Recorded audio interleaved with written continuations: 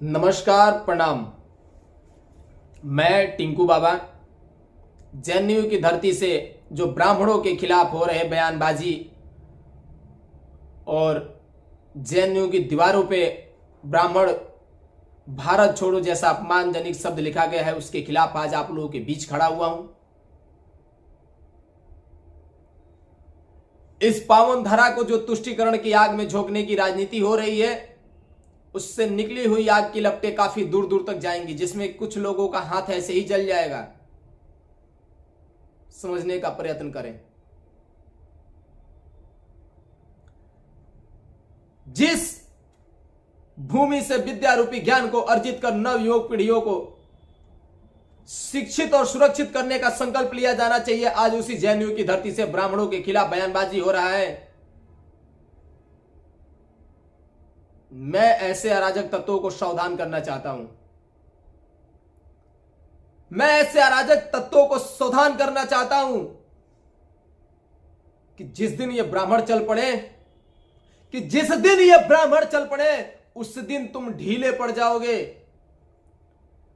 ऊपर से नीले या नीचे से गीले पड़ जाओगे।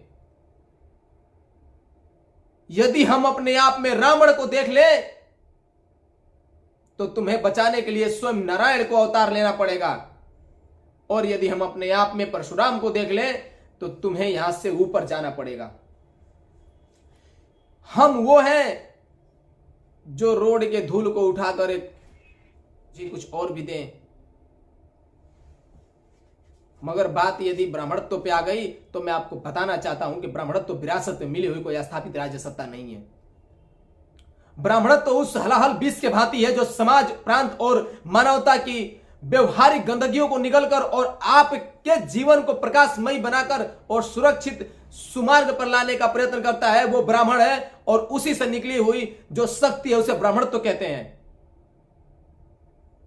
और यदि आप इसके खिलाफ जाना चाहते हो तो पहले अपने बाप से पूछ लो, और यदि तुम्हारा बाप भी तुम्हारे ही दिमाग का है तो उसके बाप से पूछ लो, जिंदा है तो, नहीं तो उसके बाप के बाप से पूछ लो कि ब्राह्मण अंत है और ब्राह्मण ही आरंभ है। शायद तुम्हारे जन्म में भी एक ब्राह्मण का कार्य किया पड़ा होगा और तुम्हारे मृत्यु में भी पड़ेगा।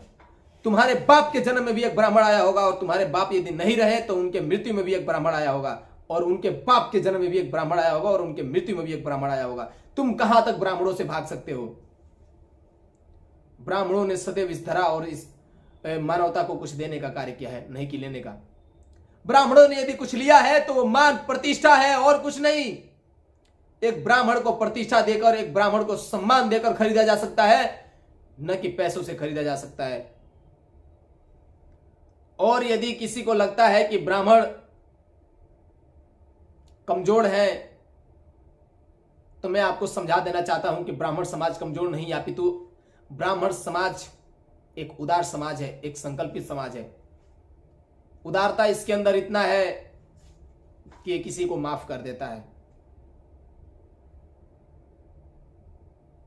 मगर यही ब्राह्मण समाज जिस दिन संकल्पित हो गया,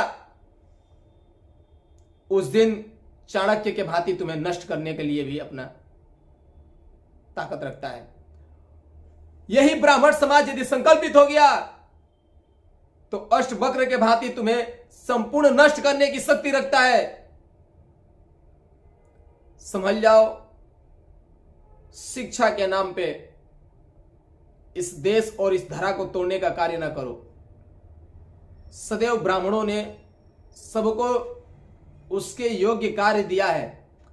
आज कुछ लोग ब्राह्मणवाद की नारा दे रहे हैं कि ब्राह्मणवाद से आजादी। मैं जानना चाहता हूं कि ब्राह्मणवाद है क्या आखिर? ब्राह्मणवाद वो चीज है जिसे आज तक पढ़ाया ही नहीं गया। ब्राह्मणों ने हर व्यक्ति, हर समुदाय, हर जात के हिसाब से उसको एक कार्य दिया।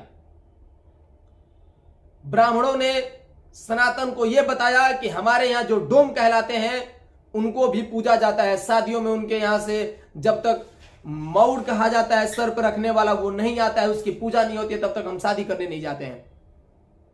लोहार, ब्राह्मणों ने लोहार को भी पूजनीय माना है। जब तक वो पीढ़िया बना के नहीं देता है, उसमें बैठ के उसकी पूजा नहीं होती है, जब तक लोहार की पूजा नहीं होती है तब तक शादी नहीं हो सकता है।